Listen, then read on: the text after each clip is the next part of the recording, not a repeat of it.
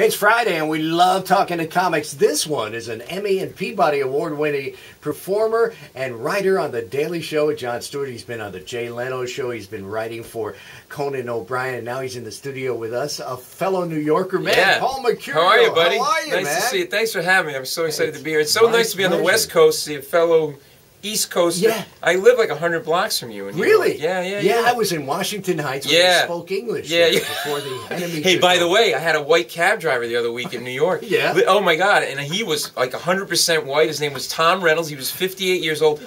It was like an archaeological find.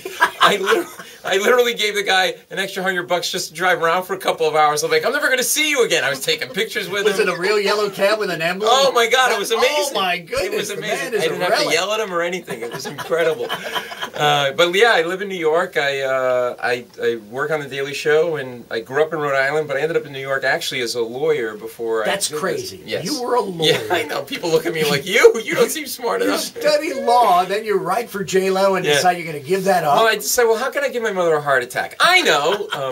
I had no intention of being a comedian. I started writing jokes as a hobby. I go to a private function. Jay Leno was there. I had all these jokes I had written. I didn't know what I was going to do with them. And I give them to him. You actually gave And I went up to him, and he goes, and he really does talk like that. He talks like he's letting air out of a balloon slowly. I'm not even, it's like,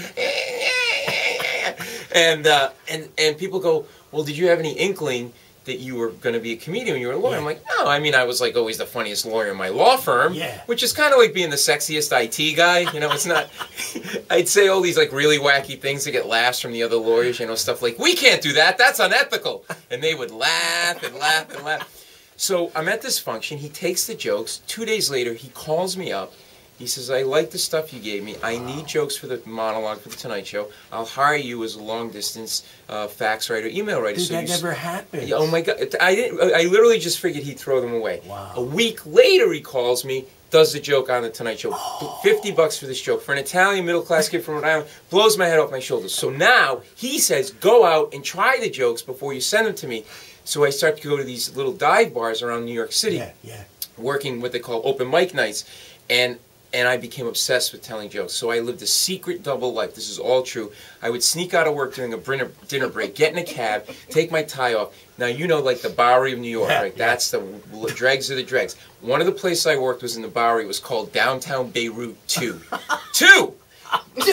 Not one. Not one. Now, they were either franchising these hellholes or Israeli fighters took out one. And you had to have comeback lines for drunk hecklers because, like, a pimp worked out of there, a pusher worked out of there. It was like a dysfunctional Cheers. Yeah. There was a sign on the men's room door that said, the men's room toilet seat is only to be used to go to the bathroom, not to cut coke. Thank you, the management.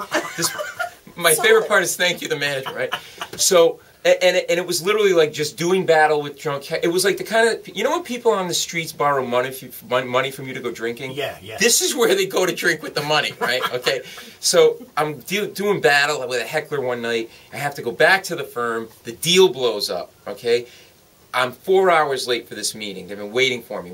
Oh, this is the lawyer meeting. This is the lawyer meeting. I'm back at the law firm. It's 11 o'clock at night. Everybody, 20 lawyers in this conference room, and this one lawyer stands up in front of everybody, starts criticizing me, right? And he goes, I could have drafted a better document in my sleep, Mecurio. And I snapped, and I went into stand-up heckle mode, and I was like, oh, yeah? Well, I could have been your father, but the dog beat me over the fence. Come on, that was pretty good. High-five me on that one, buddy.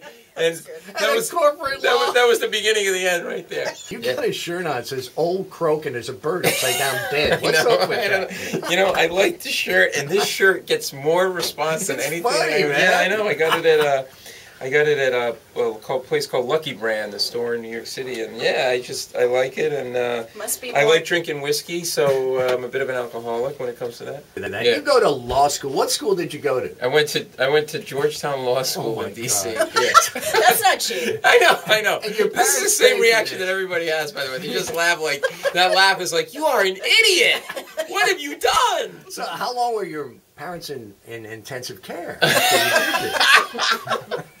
They're still. Well, you know, I grew up. It's a great question because I grew up in a middle-class family in Rhode Island. My parents, Italian, were both sides Italian. Hard-working Italian. Yeah, my father put floors in for a living, and my mom started a furniture store when it was unheard of.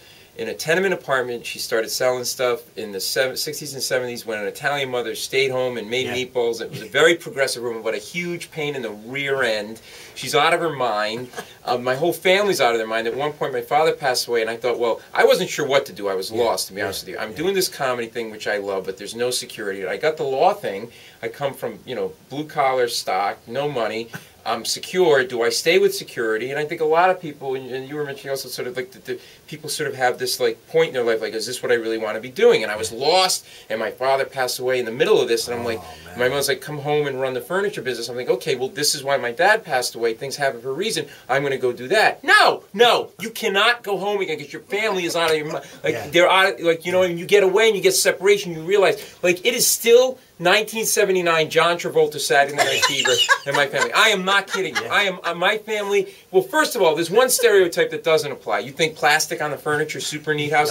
Our house, a pigsty, because all of our focus was this furniture business that was my mom's. My mom was the matriarch. My father was like in the back just drinking, go, whatever you want, Tina. I'm just trying to get through this. That's whatever, right? That's how bad our house was.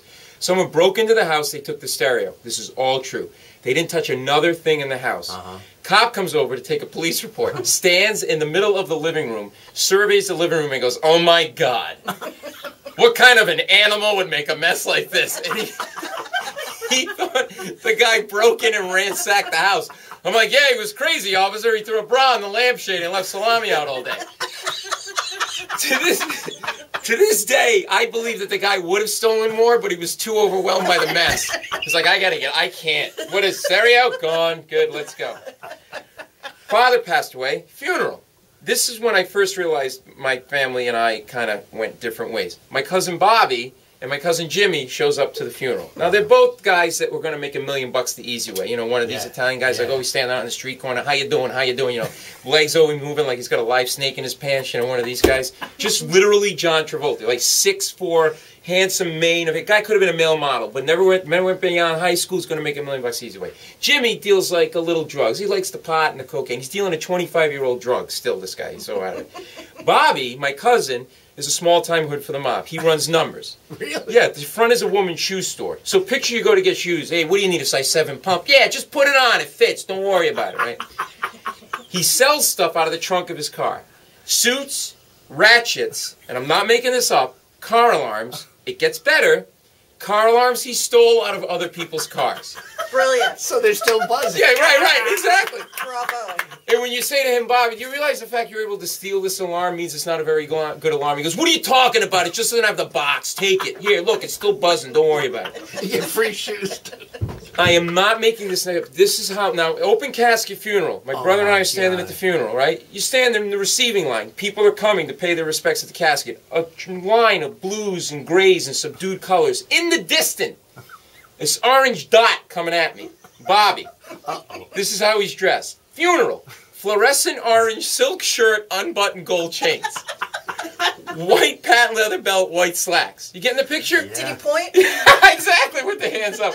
The guy, you look at him going, this is a creamsicle with chest hair. That's what this is. White mesh loafers. No socks because it's the summer.